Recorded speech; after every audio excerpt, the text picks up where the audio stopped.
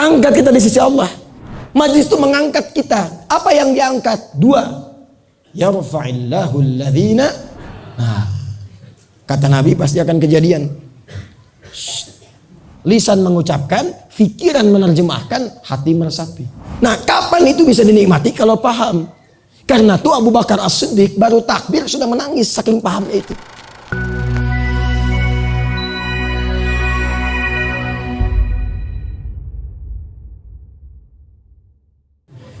Orang sekarang mereka artikan jalasa itu duduk. Padahal asalnya jalasa itu berpindah dari tempat yang rendah ke tinggi. Jadi kalau bapak, ibu, tuan, puan ini duduk di bawah di karpet. Saya minta pak, ibu pindah ke kursi tempat yang tinggi. Itu namanya jalasa. Tapi kalau kita berpindah dari yang tinggi ke rendah, saya berdiri akan duduk. Itu bahasa Arabnya qa'ada. Apa namanya? Tempatnya maq'ad, sifatnya qu'ud. Oleh karena itu, orang yang tak bisa sholat berdiri diminta duduk. Saat diminta duduk bukan menggunakan jalasa, tapi qa'ada, qu'udan. Alladzina yadhkuruna Allaha qiyaman wa qu'udan, bukan julusan. Nah, tempat yang mengangkat kita dari yang rendah ke tinggi, terangkat kita. Maka tempatnya disebut dengan majlis. Kenapa tempat menuntut ilmu yang harus diburu itu disebut dengan majlis? Pertama, Allah memberikan pesan. Hei, kalau ingin datang ke tempat menuntut ilmu, cari tempat yang bisa mengangkat derajat kita lebih tinggi di hadapan Allah Subhanahu wa ta'ala. Datang dengan pulang itu mesti beda. Terangkat kita di sisi Allah. Jadi jangan sampai datang ke tempat yang merendahkan diri kita di hadapan Allah. Apalagi ke tempat-tempat yang menjauhkan kita dari Allah. Katanya mau ngaji, tapi di pengajian itu justru muncul materi-materi yang menjauhkan kita dari Allah. Kok bisa perempuan ikut ngaji jadi tidak berjilbab? Laki-laki datang mengaji di semua agama sama, menuju pada Tuhan yang sama, cuma caranya beda-beda. Itu bukan majlis. Majlis itu mengangkat kita. Apa yang diangkat? Dua. Yarfa'illahu alladhina amanu. Satu, iman. Minkum walladhina utul ilma darajah. Ini dia, iman dan ilmu. Jadi kalau bapak ibu ingin datang ke tempat-tempat pengajian, cari ulama-ulama, ustadz-ustadz yang mengajar di situ, yang bisa mengangkat iman dan ilmu kita sekaligus. Iman itu yang membuat kita lebih dekat dengan Allah. Kalau dia bicaranya membuat kita ingat Allah, rindu Rasulullah, ingin meningkatkan amal saleh. Itulah iman. Tidak apa-apa dibawa menangis, baik. Kalau tertawanya mendekatkan kita pada kebaikan, bukan yang berlebihan. Pulang-pulang nangis, sedih, meratap tiap hari, sholat tertinggal. Nah, itu bukan iman namanya. Ya, cari yang membuat kita lebih baik untuk mendekat kepada Allah, itulah iman. Yang kedua, cari yang membuat ilmu kita bertambah. Contoh begini, ini contoh. Bapak ibu kalau sholat itu sehari, ya sholat sehari berapa waktu? 5. Berapa rakaat? 17 rakaat. Jadi kalau baca Al-Fatihah 15 kali, 14 kali. 17 kali. Kalau 15 kali salat zuhurnya 2 rakaat, ya.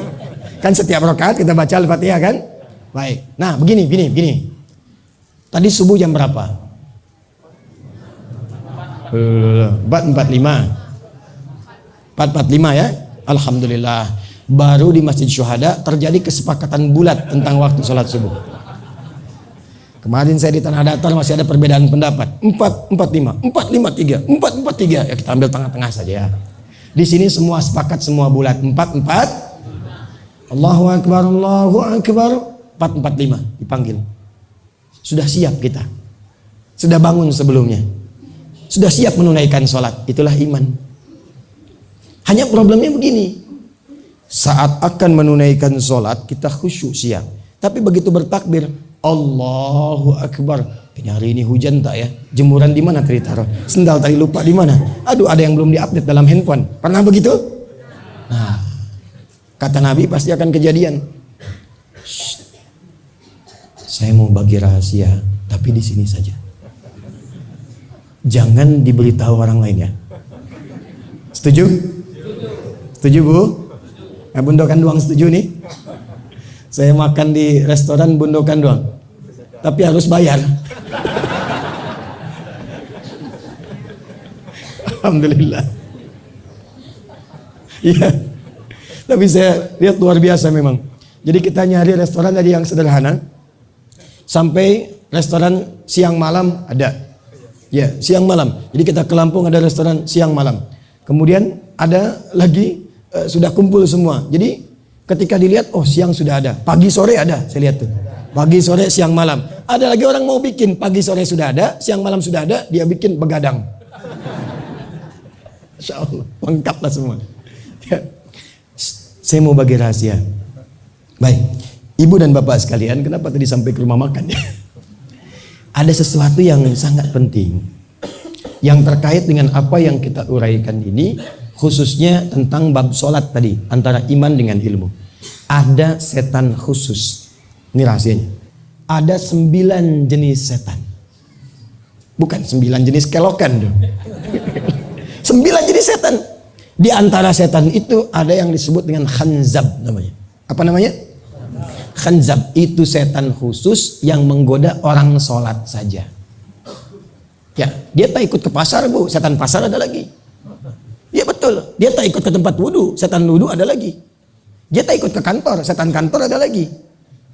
Namanya khanzab. Kata Nabi, "Idza udzina fa farra syaitanu wa alaihi dharat," atau kama qala Rasulullah sallallahu alaihi wasallam. Kalau azan dikumandangkan, setan itu lari. Yang biasa goda tadi, lari dia. Sambil terbirit-birit. Makanya kalau azan berkumandang, orang yang jarang sholat pun bisa mengingatkan, sudah azannya. Pernah begitu? Fa idza thuwiba fa'ada. Kalau azan sudah selesai balik lagi. Makanya kadang tak sadar dijawab, baru azan belum qomat. Karena setannya balik lagi.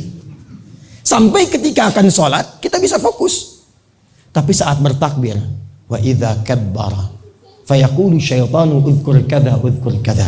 Tapi ingat ini, sebelum takbir kita bisa fokus, tapi saat takbir Allahu Akbar, kata Nabi, setan itu akan membisikkan di pikiran dan jiwa orang sholat itu, ingat ini ya, ingat itu ya.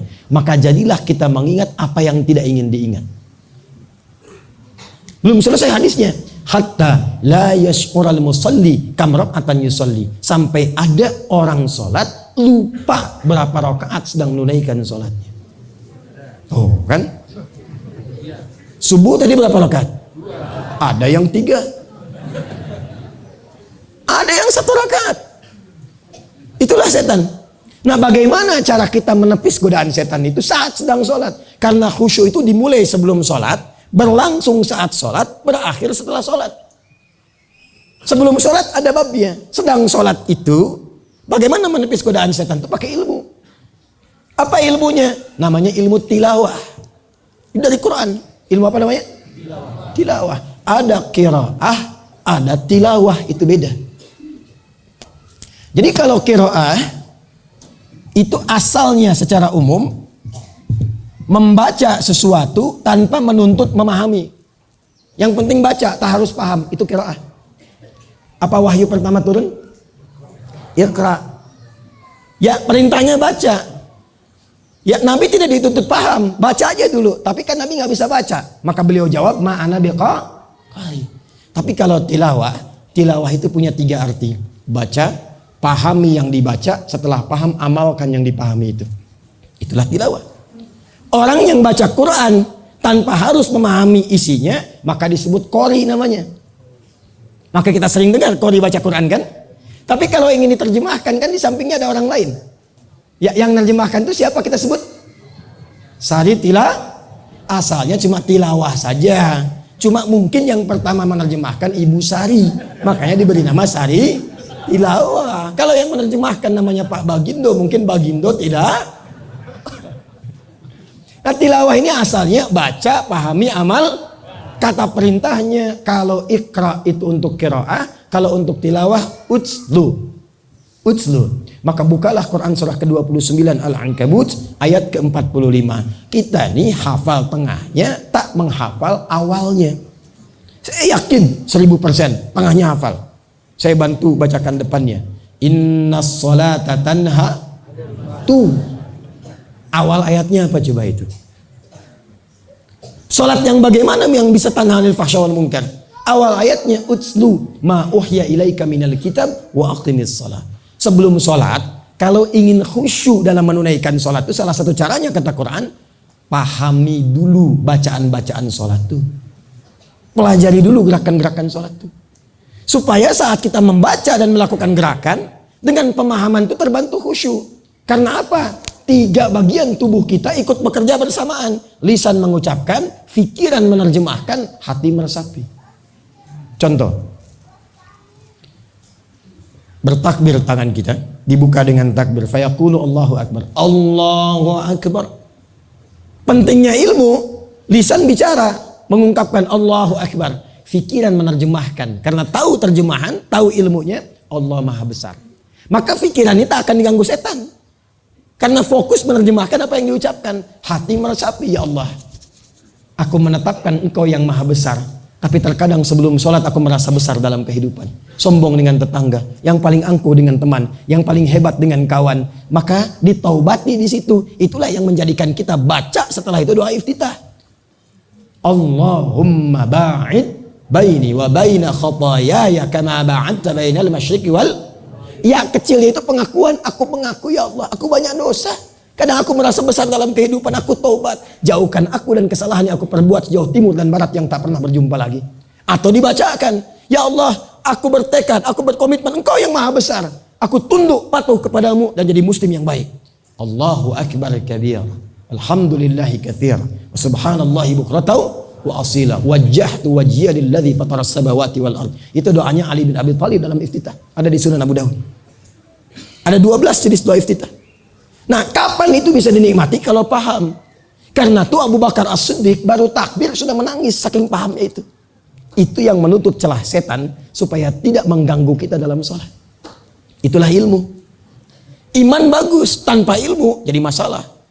Hamba ingin tobat ya Allah, hamba akan datang besok sholat subuh, tak apa-apa, 3 rakaat. Nah, iman boleh, tapi tanpa ilmu bisa salah. Karena itu, kalau nanti masjid ini mengadakan ta'lim, menjadi majlis, maka petakan kebutuhan masyarakat di sekitarannya. Buka dengan yang pokok, jangan jauh-jauh, jangan tinggi-tinggi ngajinya. Bab sholat dulu, bahas dari awal sampai akhir. Kenapa kakinya dibuka tak terlampau lebar begini? Kenapa tak terlampau rapat begini? Kenapa kaki itu harus sejajar dengan bahu? Artinya harus itu bukan berarti wajib. Yang dimaksudkan itu ditekankan sejajar dengan bahu. Kenapa mengangkat tangan itu begini? Kenapa ada yang begini? Kenapa bersedekap kanan ini menutup yang kiri begini? Itu ada asbabnya. Ada ayatnya, ada hadisnya, dan ada kitabnya. Nadharat fi ma'anis shalah. Asrarus shalah itu diantara kitabnya. Kami kalau mau ngajar, misal bab sholat, itu saya cari kitab-kitab yang terkait dengan sholat. Saya kumpulkan semua. Apa yang ada di toko kitab, kita beli. Apa yang ada di Maktabah Syamilah kita keluarkan. Kumpulkan dulu, baca semua, baru kita ajarkan. Ternyata, bukan hanya fikih dibuka dengan takbir ditutup dengan salam. Semua gerakannya ada maknanya. Bahkan namanya pun ada artinya. Kenapa subuh? Kenapa zuhur? Kenapa bukan sholat nahar? Padahal siang itu nahar. Kenapa namanya zuhur? Sore itu masa dalam bahasa Arab. Kenapa disebut asar? Kenapa maghrib? Kenapa isya? Kenapa bukan sholat lail tapi sholat isya? Ada artinya. Ada maknanya. Nah, baru sholat saja itu bisa merubah orang jahiliyah menjadi khair ummah. Bisa menaikkan orang yang tertinggal menjadi pintar. Itulah ilmu. Nanti setelah itu, lihat profesi masyarakat. Banyaknya apa? Oh, banyak yang berdagang. Maka bukalah kajian fikih dagang. Bagaimana Nabi mengajarkan kita berdagang? Demi Allah saya katakan, tidak ada para pedagang di masa Nabi yang ikut arahan Nabi, kecuali orang itu menjadi orang yang paling kaya di masanya dan berkah.